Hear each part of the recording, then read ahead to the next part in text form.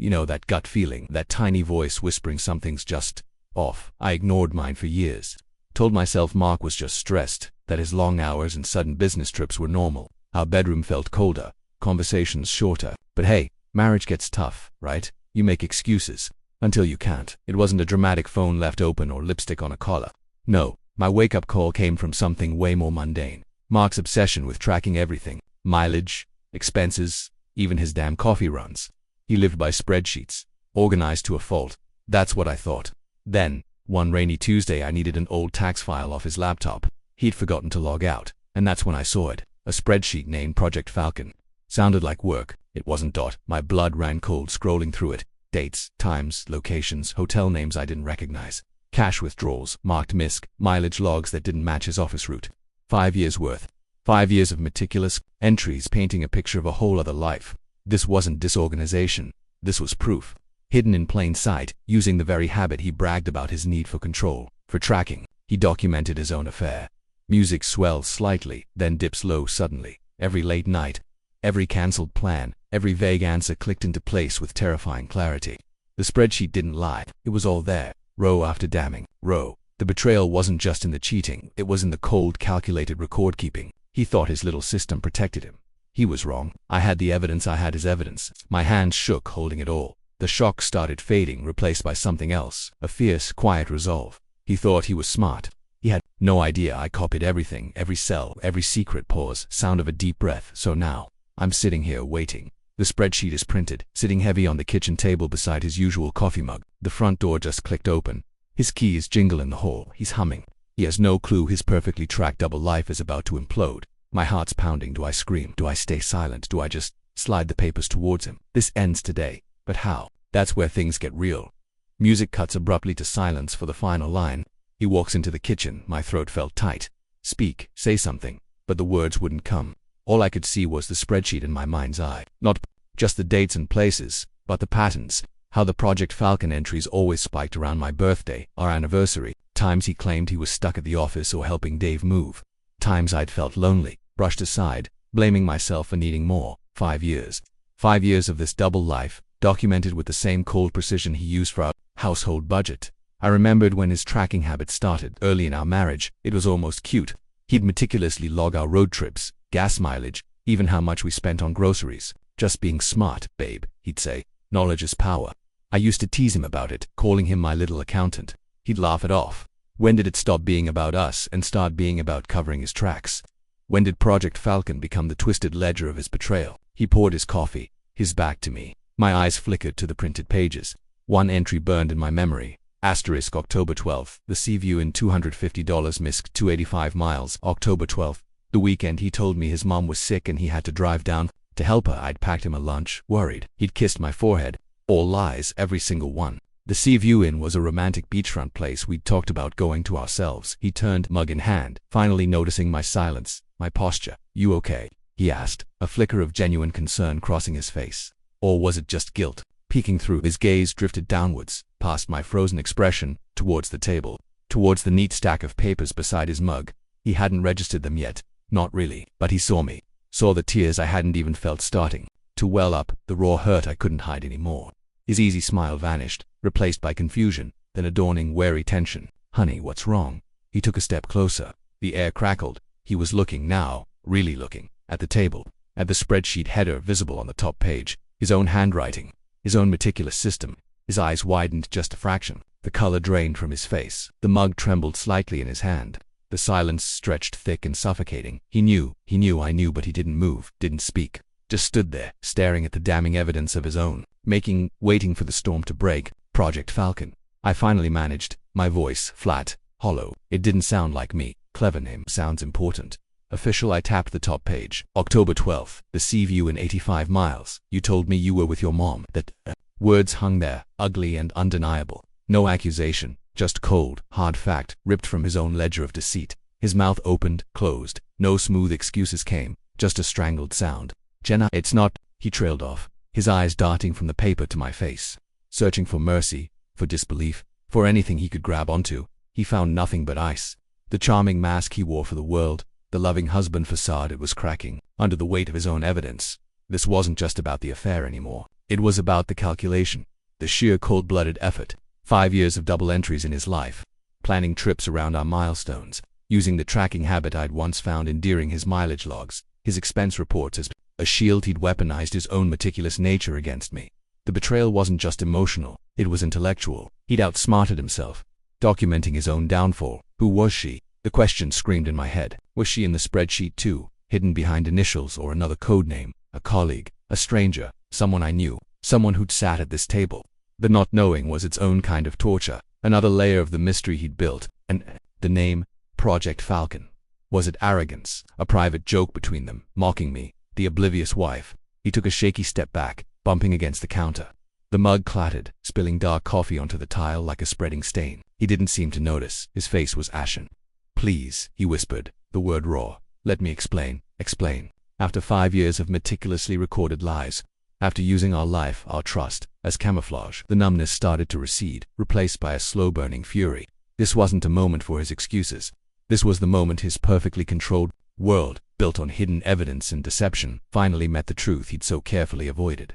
I didn't move, didn't speak, just let the damning spreadsheet sit between us, a silent, undeniable accuser. His panic was palpable now, filling the kitchen. He looked trapped, cornered by his own hand. His eyes flickered towards the door, then back to the papers. What was he thinking? Denial, flight, a desperate plea. The suspense was thick enough to choke on.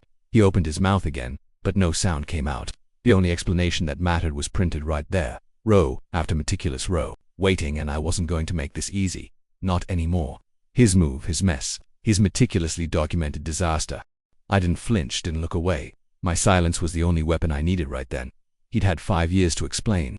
5 years of secret meetings logged, hotel rooms booked, cash withdrawn under MISC. His meticulous tracking habit, the thing he called being smart, was his own snare. He was trapped by his own evidence, his own need for control laid bare as deception. He took a jerky step towards a spill, grabbing a dish towel like it was a lifeline. Bending down, he started mopping frantically, avoiding my eyes. It's not what it looks like, Jen," he stammered, his voice cracking. "Project Falcon. It's complicated. Work stuff. Sensitive." He scrubbed at the stain with trembling hands, the movements desperate, futile, trying to clean one mess while drowning in a far bigger one. "Work stuff." My voice was low, dangerous. I tapped the paper again. "The Seaview Inn on our anniversary weekend.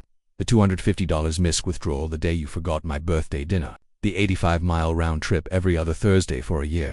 Each fact landed like a hammer blow, ripped straight from his own hidden ledger.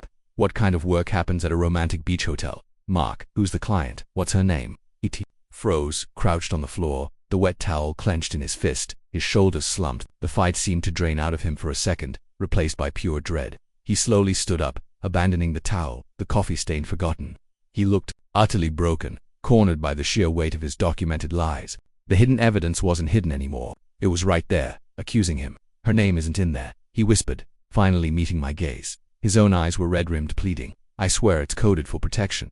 Protection. A cold laugh escaped me, sharp and humorless. Protection for who? Mark, for her, or for you? From me finding out exactly how long, how deeply, you've been lying. How many times you looked me in the eye and promised me everything was fine. The fury was rising now, a white-hot wave threatening to drown the icy calm. 5 years. You tracked every mile, every dollar, every minute you stole from us. Did you track my tears, my loneliness? Did you log those under MISC too? He flinched as if struck. His mouth worked, but no sound came out. He looked from the damning spreadsheet to my face, searching for any crack in my resolve, any flicker of the forgiving wife he'd taken for granted. He found none. Only the cold, hard reality of exposure. Then, something shifted in his expression. A flicker of panic, yes, but beneath it, something else. Calculation, desperation. His eyes darted towards his briefcase by the door, then back to me. "Jen," his voice was suddenly firmer, almost urgent. "Those papers. That's not everything. There's context, things you don't understand." My blood ran cold. Not everything. What else had he hidden? More spreadsheets, photos, proof of something even worse. The mystery deepened, twisting the knife. Had his tracking habit documented more than just the affair? The suspense tightened like a vice around my chest. His hands clenched at his sides, knuckles bone-white. He took a shallow breath, his gaze locked on mine, filled with a terrifying mix of fear and defiance. "Before you destroy everything," he said, his voice low and strained, just hear me out, please. There's evidence you haven't seen." Before I could react, before logic could kick in, pure instinct took over. A surge of adrenaline propelled me past him. He lunged a strangled "Jen, wait, tearing from his throat, but I was quicker. My fingers closed around the cool leather handle of his briefcase, the one he guarded like it held state secrets. He grabbed my arm, his grip painfully tight, panic radiating off him. The hidden evidence wasn't just on the spreadsheet anymore. It was here, in this case, and his terror confirmed it. We struggled silently, fiercely, by the door. The air crackled. With raw tension, he was stronger, but I was fueled by betrayal and the need to know. With a wrenching twist, I tore the briefcase free. Stumbling back, he stood frozen, breathing hard, his face a mask of pure horror. "Don't," he whispered, the word ragged. "You don't understand what you're doing." My hands shook as I fumbled with the latches. The mundane click sounded deafening in the charged silence. Inside, nestled amongst boring work files and a spare charger, was a plain manila envelope, unmarked, thicker than it should be. My heart hammered against my ribs. Was this more of his tracking? More dates, more locations, proof of something? Darker, I pulled out the contents, not more spreadsheets. Photographs, dozens of them, candids, me leaving the grocery store, me having coffee with Sarah last Tuesday, me walking into the library on my lunch break, dates scribbled on the backs, locations, times taken from angles that felt invasive, distant, hidden. The world tilted. The air vanished from my lungs. This wasn't just his tracking habit gone rogue. This was surveillance, stalking, hidden evidence aimed squarely at me. I looked up at Mark, my voice barely a whisper, thick with disbelief. You were tracking me," he flinched, his defiance crumbling into something far more disturbing, shame mixed with a strange, weary resignation. He didn't deny it. He just stared at the photos in my trembling hands. "It's not what you think," he began, his voice hollow. Then he stopped. His eyes flickered past me, towards the kitchen window, then back to my face, filled with a new, chilling kind of fear. "Jen, those photos, they're not from me." The silence that followed was absolute, suffocating. The kitchen walls seemed to close in. His words hung in the air, heavy and impossible. He swallowed hard, the sound loud in the stillness. His gaze locked onto mine, filled with a terrifying realization. "She took them," he breathed, the color draining completely from his face. "The woman from Project Falcon. She was tracking you. She knew about you, long before I ever told her your name." Mark looked shattered, terrified. "Her name is Amanda," he rasped, the name falling like a stone. She works in my office. Jen, I swear I didn't know about these photos until last week. I found them hidden in her desk." His eyes pleaded for belief, but the 5 years of meticulously tracked lies screamed louder than his words. "She's obsessed. She started talking about you, knowing things I never told her. That's when I found these. I panicked. I took them. I didn't know what to do." Obsessed. The word sent a chill down my spine. Project Falcon wasn't just an affair. It was a calculated invasion. Amanda hadn't just stolen my husband. She'd been stalking me, documenting my life while he documented their betrayal. The depth of the deception was suffocating. The icy fury that had sustained me hardened into something sharper, clearer. Revenge wasn't just about exposing Mark anymore. It was about protecting myself, and I still had his ultimate weapon, the spreadsheet. His own tracking habit, his ledger of deceit, held the key. 2 days later, I walked into the sleek downtown offices of Mark's firm. My heart pounded, but my hand was steady. I bypassed Mark's floor entirely. Human resources was my destination. The receptionist looked up, polite but wary. "I need to speak with the head of HR immediately," I said, my voice calm, firm. "It concerns a serious breach of company policy, harassment, and stalking involving one of your employees, Amanda Reynolds, and my husband Mark." I placed a single, carefully curated page from Project Falcon on the desk. Not the whole damning ledger, but enough. Dates and times coinciding with Amanda's work schedule, hotel charges near corporate retreat locations. A large unexplained cash withdrawal marked MISC A the day after I'd confronted Mark. Proof of the affair intertwined with company time and resources. Proof of her instability, hinted at by Mark's panicked confession about the photos. The HR director, stern-faced woman, listened intently as I laid it out, coolly, factually. I mentioned the hidden evidence the photos Amanda had taken, the fear they instilled. I handed over copies of the most invasive ones, dates visible. My husband brought these home after discovering them in her possession. I stated, careful not to implicate Mark in the stalking itself. He was horrified, as am I. The tension in the room was electric. The director's expression shifted from professional neutrality to deep concern. "This is extremely serious, Mrs. Evans," she said, gathering the documents. "We will investigate this immediately. Please wait here." Minutes later, raised voices echoed down the hall. One was unmistakably Amanda's, shrill with panic and denial. Then, Mark's lower, desperate tone joined the fray. My revenge spreadsheet had hit its target. His meticulously tracked double life, combined with Amanda's dangerous obsession, was imploding right where it started, at work.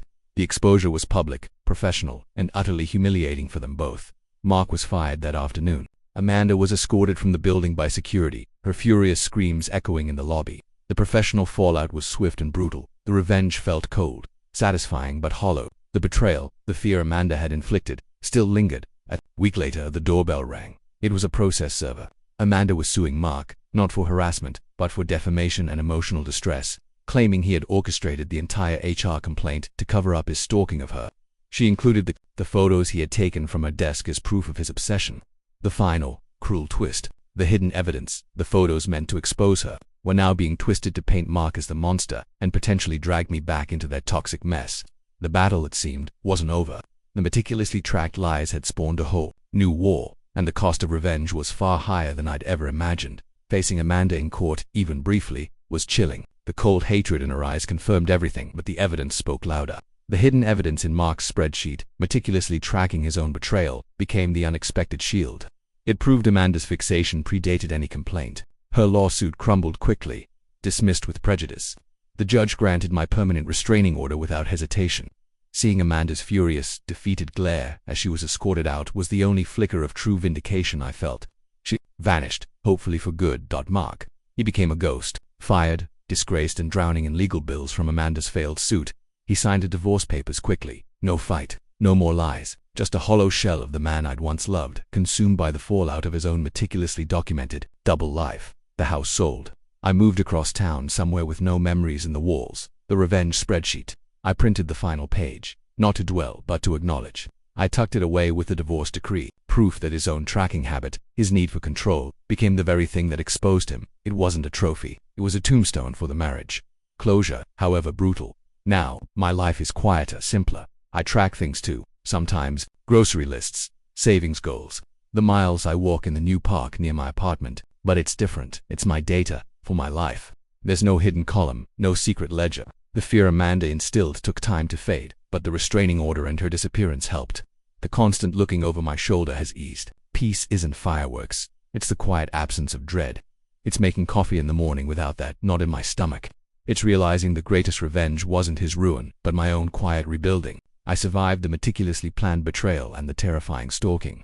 I unraveled the hidden evidence, faced the chaos, and came out the other side. Now, I track only what matters, my own path forward, one simple, honest day at a time.